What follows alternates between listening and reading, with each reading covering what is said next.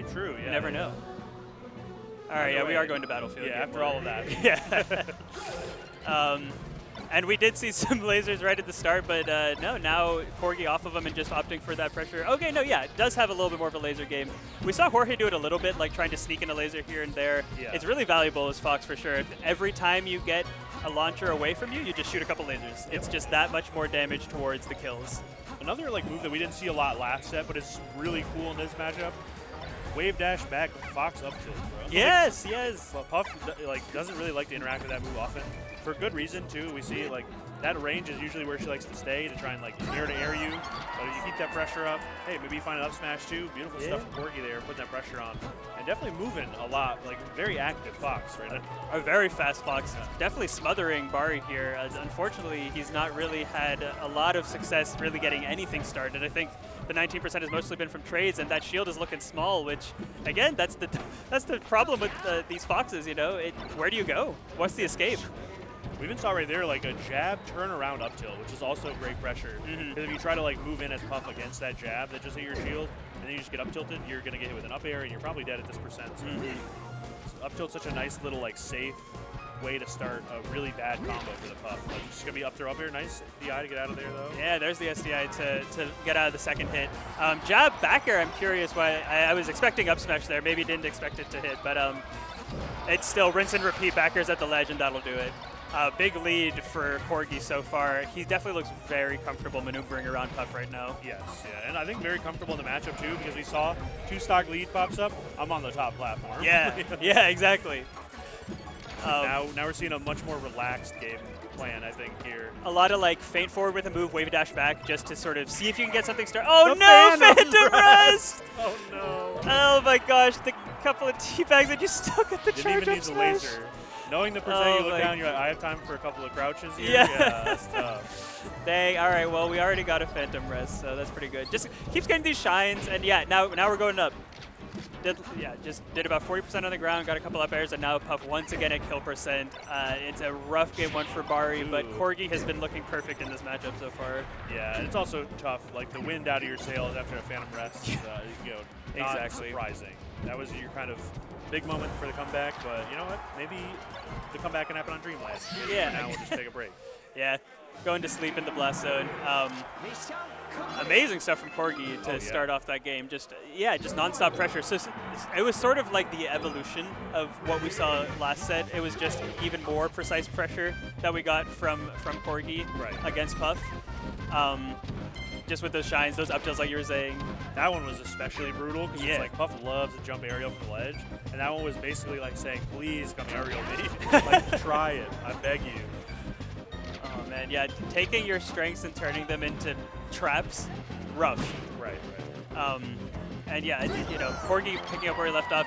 He's done that a few times where he just waits for Puff to sit in shield a little bit. He's like, well, I'm just going to up smash because it's either going to poke or you're going to jump, or maybe you roll, but I'm safe anyway. Exactly, yeah. There's not a lot of room there for Puff in terms of time or like space for her to really get out of that situation without needing the up smash. But nice little air dodge there. Only would kind of work because the pound is such a long-lasting move.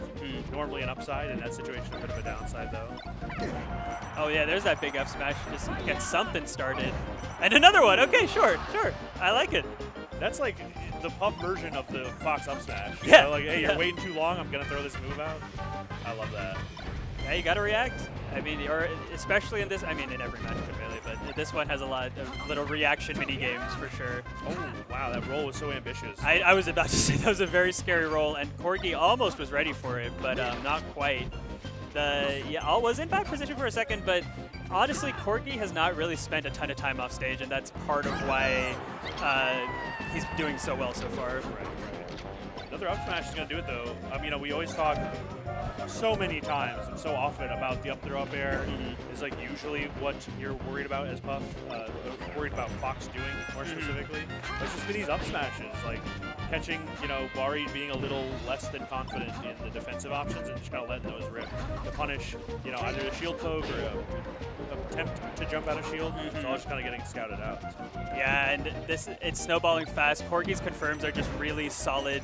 We saw him get like a 0 to 50, and the air dodge to ledge just doesn't do it. Not at all what you want to see in this game too. It's looking tricky for Bari right now. I mean, you know, comebacks are possible, but momentum is a very big part of those comebacks, and Bari really has not gotten any momentum in this set. Yeah, it's also tough too when you're Puff in this situation, because like the dynamic is not in your favor, to say the least, right? You have to keep trying to make something happen against the Fox, and he is sitting there up tilting or sitting in a shield. Like, it's really hard to get any action, but we do find a couple of openings. Yeah. Corgi going down to 2 stocks here.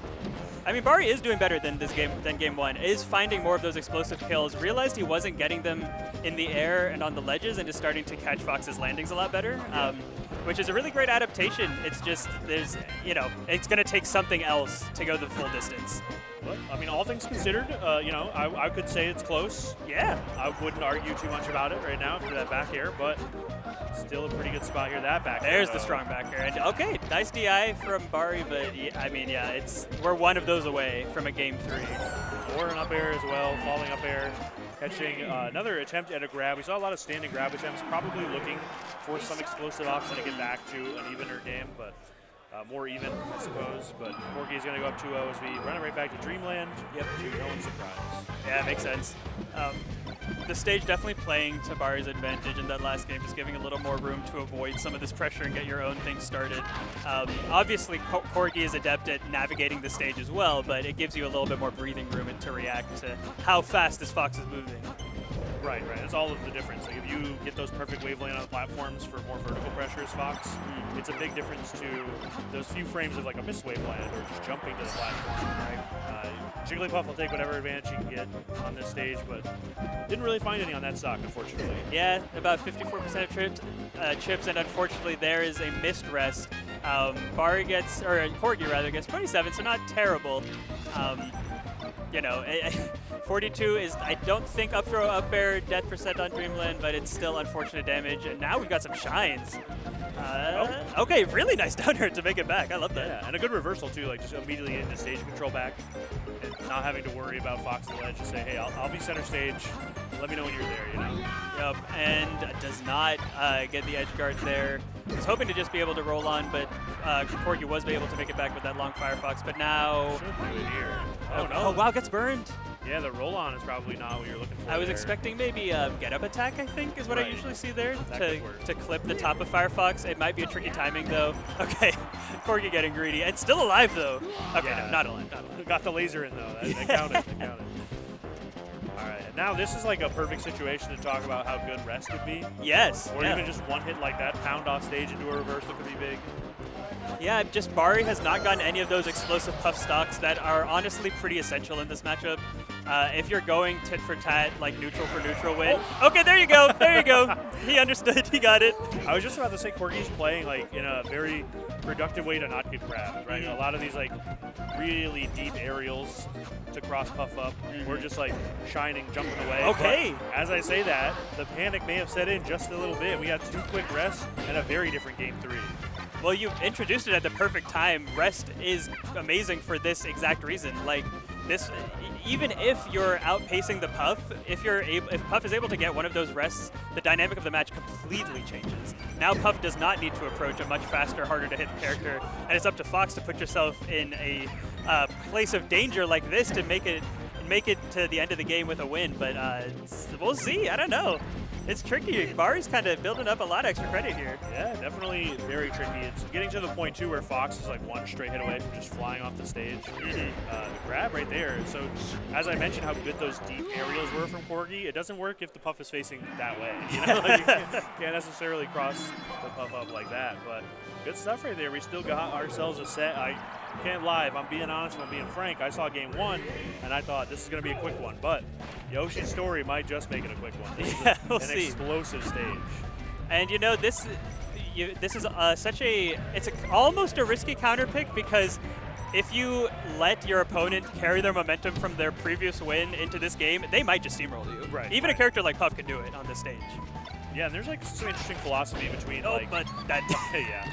I was gonna say between the Pokemon Stadium and the Yoshis. Sure. For Fox, but that was all of the advertisement you need for Yoshi's story right there. Like those stocks are just gonna like disappear with any low, like mid% grab, I would say, for Fox. I mean, we were saying earlier how like a Puff's life is like 3 Fox grabs. Yeah. On this stage, it's like maybe 2 in the wrong position, you know. It's like 2.5. Yeah. One way or the Ooh, other. I thought he was maybe going to pull an up smash as Bari drifted over Corgi, but does not pull it. Doesn't need to, though, as you're really solidly in the lead here. Yep. Just relax, hang out on that platform. Yeah. And wait for that shield to whittle down. I love that. I mean, Foxes are so good at that, right? Like, you pressure on the ground, you immediately hop up to that top plat, and you're already down with an aggressive option before the puff can react. So good. All right, this should lead to something here, though.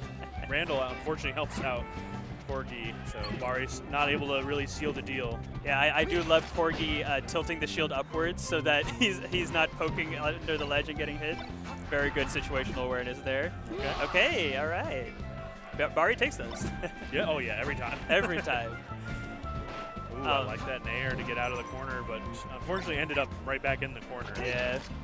It was a good get off me, but, you know, too low of a percent for Fox to really be thrown off too far from that. Ooh, dash tag getting shielded. Dang. And the scramble. Somehow it always works out for Corgi. Up smash is going to do it. Bari on possibly the last stock here in the loser side of top 8. Fox is like usually going to up smash at the end of scrambles like that, and it's also usually going to work. Yes.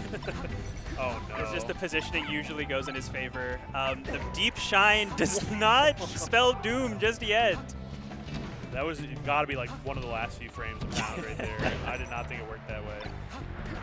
Yeah, that move does kind of evoke that response, right? Doesn't it? It's like, oh, there's more? Yeah, every time. There's up tilt, beautiful stuff. Doesn't go for the actual up air, just threatens that vertical space and then gets some ledge invincibility to keep that pressure up. Tech chase opportunity. Oh my god. Yeah. Yeah, he knew the timing. I don't even think Puff has ankles, but if she did, she doesn't anymore. Yeah. That was Oh, crazy. what a crossover, yeah.